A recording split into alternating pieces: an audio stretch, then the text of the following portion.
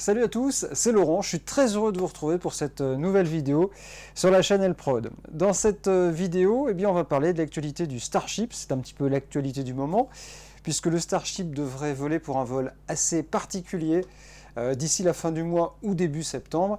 Et en 5 questions, j'avais envie de vous répondre à ce que je pense de ce 14e vol, qui quoi qu'il en soit sera un vol comme jamais n'a été avant l'aventure du Starship. Voici donc les 5 questions qu'on va se poser par rapport à ce vol avec le booster, mais bien évidemment le Starship.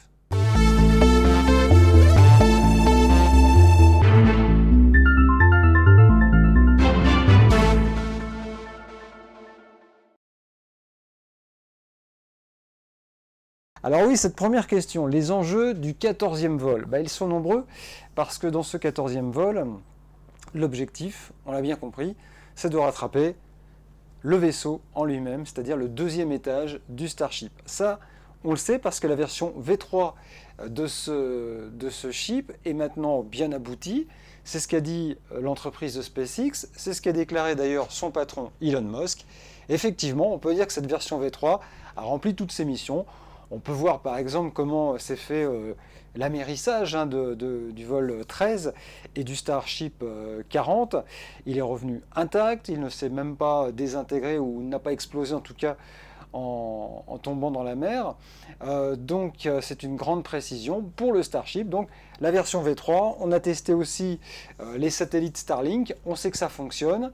De ce côté-là, rien à dire aussi. Donc a priori, aucun doute pour faire revenir à son port, ou plutôt à sa base, le Starship pour le vol 14, c'est-à-dire le Starship 41. Donc ça, de ce côté-là, la version V3 est maintenant aboutie. Reste le booster. Le booster, c'est une énigme parce que le booster, c'est vrai que les deux vols précédents de cette version 3 n'ont pas été vraiment concluantes dans son amérissage, trop rapide. Les moteurs ne se sont pas rallumés dans un premier temps sur le vol 12 comme il fallait. Dans le vol 13, on a eu quelques ratés aussi, quelques moteurs qui se sont déclenchés trop rapidement. C'est peut-être un petit peu précoce pour le faire revenir aussi à la base, mais rappelons que l'entreprise de SpaceX a demandé à la FCC, qui gère les fréquences de vol pour le lancement des fusées, a demandé des autorisations de fréquences justement pour envisager le retour, de l'étage 2, mais aussi de son booster, ce qui serait donc vraiment une grande première pour l'entreprise qui espère peut-être accélérer les choses et donc faire revenir les deux éléments d'une fusée, chose qui n'a jamais été faite. Alors oui, cette deuxième question, quelle motivation pour ce rattrapage? Elles sont nombreuses, les motivations de SpaceX. La première, c'est peut-être économique.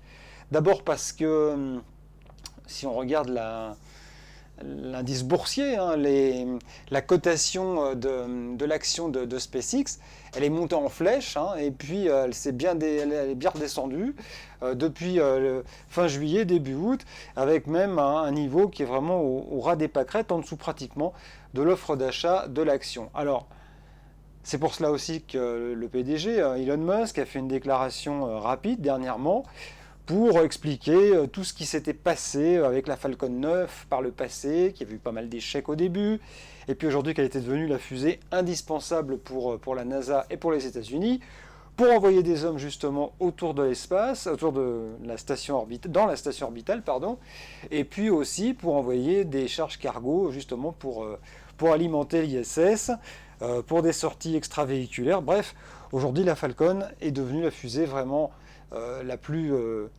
sûre au monde, avec autant de rattrapage, alors qu'on a aussi critiqué ces fusées réutilisables au début. On a beaucoup critiqué SpaceX. Donc, le patron de l'entreprise joue là-dessus en disant oui, alors peut-être qu'effectivement, au début avec le Starship, on a peut-être quelques ratés, mais petit à petit, vous verrez que ça deviendra la fusée de demain, c'est-à-dire celle qui va réussir. Et ça a marché, puisque finalement, l'action a repris un petit peu de vigueur. Donc voilà, il suffit simplement peut-être que les motivations soient plus grandes pour que les actionnaires repartent donc dans l'achat d'actions. C'est une des premières motivations, c'est pas la seule. Il y a également le PDG de la NASA qui a visité les installations de McGregor, qui semble de plus en plus faire les yeux doux à SpaceX. Alors pendant quelques temps, Jared Isaacman avait dit on va relancer la concurrence avec Blue Origin, ce qui est toujours le cas d'ailleurs, c'est-à-dire que celui qui sera prêt le premier avec son alunisseur, eh bien, aura les faveurs évidemment de la NASA. Mais aujourd'hui, il y a une déclaration d'Isaacman qui dit les moteurs, les Raptors, il a été visiter l'usine là où on teste les moteurs, il a fait comprendre que ce sont les moteurs qui permettront, qui alluniront sur la Lune. Et donc voilà, ça semblait être une façon de dire à SpaceX, vous serez certainement les premiers à nous faire poser des astronautes sur la Lune. Donc forcément de son côté, SpaceX essaye d'accélérer les choses, parce que si on veut que le projet Artemis avance, eh bien le Starship lui aussi doit être opérationnel très rapidement. Donc rattrapage des 2 étages, ça peut permettre effectivement de passer à une étape suivante, et l'étape suivante on la connaît, c'est celle qui est primordiale pour envoyer des Américains sur la Lune, des Américains et des Européens sur la Lune. Eh bien c'est le ravitaillement en vol avec les ergols. On le rappelle, le principe, on envoie un Starship HLS, celui qui ira sur la Lune, dans l'espace, enfin autour de la Terre, mais voilà, il n'a pas assez de carburant, donc il faudra qu'il soit alimenté à nouveau en carburant pour pouvoir ensuite aller jusqu'à la Lune. Et pour cela, eh bien, il a besoin d'aller s'amarrer sur un vaisseau cargo, qui sera une sorte de grosse citerne en quelque sorte, qui sera rempli de carburant, et là il viendra faire le plein pour ensuite aller sur la Lune. Mais cette grosse citerne, il va falloir l'alimenter aussi avec d'autres Starships. Petit à petit, il en faudra peut-être une dizaine, et c'est là où tout l'enjeu va se jouer, de pouvoir alimenter en ergol, donc en carburant, cette citerne qui ensuite alimentera le Starship HLS, celui qui ira sur la Lune, pour qu'il puisse aller ensuite à 380 000 km de là. Et ça sera certainement la prochaine étape. Donc, pour en arriver là, il faut aussi d'abord rattraper les 2 parties, que les 2 parties soient fiables. Et voilà donc les motivations de ce rattrapage. Alors les risques, bah oui, ils sont nombreux les risques. On les connaît. Si on décide de récupérer le Starship, mais aussi son booster, d'abord ça ne se fera pas dans le même temps. Je rappelle qu'il n'y a pour l'instant qu'une tour qui est opérationnelle à Boca Chica au Texas, c'est le pad 2. Le pad 1 n'est pas encore fini, même s'il avance très vite dans sa reconfiguration. Donc, soit on récupère le Starship tout seul, tout se passe bien, et on fait tomber le booster dans le Pacifique, dans le golfe du Mexique, pardon. Et dans ces cas-là, on a déjà quand même réussi une belle étape. Soit on récupère les 2, si on récupère le booster, il redescendra avant, puisque lui il a une mission quand même qui est assez courte par rapport au Starship qui, rappelons-le, dans ce vol 14 sera un vol en orbite, c'est-à-dire qu'il va être en orbite autour de la Terre, et donc va faire 2 fois le tour de la Terre, ce qui n'était pas le cas jusqu'à maintenant. On avait ce qu'on appelle un vol balistique, il volait à peu près à 140 km de la Terre, et ensuite il redescendait dans l'océan Indien. Là on va le faire monter en orbite, un petit peu plus haut, donc à 190 km peut-être d'altitude environ. Il va faire 2 fois le tour de la Terre et on revient donc descendre au Texas à Boca Chica. Donc en attendant, si on fait revenir le booster, lui il sera monté à 70-80 km environ, puis il redescend tout de suite. En gros, lui il lui faut une dizaine de minutes pour revenir. S'il va jusqu'à la tour et que ça se passe mal, tout explose. 1, on perd la tour, 2, on perd le booster, mais ça c'est moins grave. Les installations au sol sont en grande partie détruites. Et puis le Starship, malheureusement, on ne pourra pas le faire revenir non plus. Donc bref, c'est une catastrophe pour l'entreprise de SpaceX. C'est une catastrophe, d'autant qu'il n'y a aucune tour qui pourra faire face à la situation et pourra prendre le relais. Même si on le sait, en Floride, ça avance beaucoup et que le prochain pas de tir, lui, sera, à mon avis, prêt pour la fin de l'année.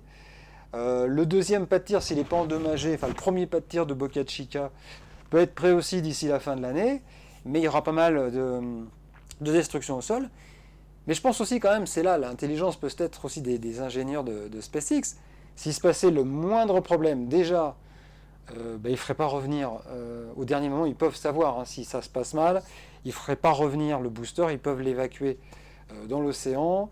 Le Starship, c'est à peu près pareil, on peut très bien éviter son retour.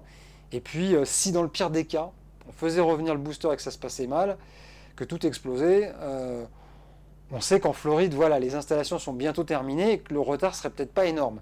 En même temps, ça remettrait en cause aussi le système de récupération du booster comme du Starship, et l'un dans l'autre, on perdrait quand même un petit peu de temps. Ça serait, je dirais, pour faire une comparaison avec Blue Origin, qui n'a pour l'instant qu'un seul pas de tir et qui a été en grande partie détruit, on perdrait un petit peu moins de temps avec SpaceX, donc on prend un risque.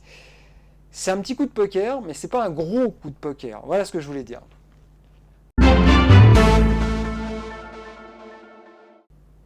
Alors, justement, les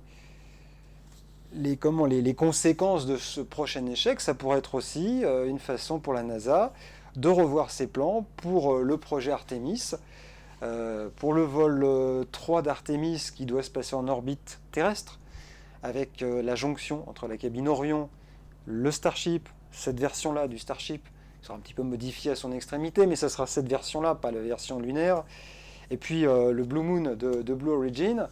Là, je pense qu'il n'y aura pas trop de difficultés, de retard, si ce n'est que, bon, tout dépend si on juge qu'il faut revoir peut-être la conception du booster. Ça pourrait être une des raisons où ça pourrait faire perdre du temps. Mais enfin voilà, je ne pense pas que ça fera une grosse difficulté par rapport à Artemis. Où ça devient compliqué, c'est pour le vol 4 d'Artemis, avec le projet de retour sur la Lune et un alunisseur. Pour SpaceX, ça pourrait reporter effectivement à plusieurs missions Artemis suivantes avant d'envoyer une version lunaire du ship. Voilà ce qui serait à mon avis les conséquences en cas d'échec de cette prochaine étape.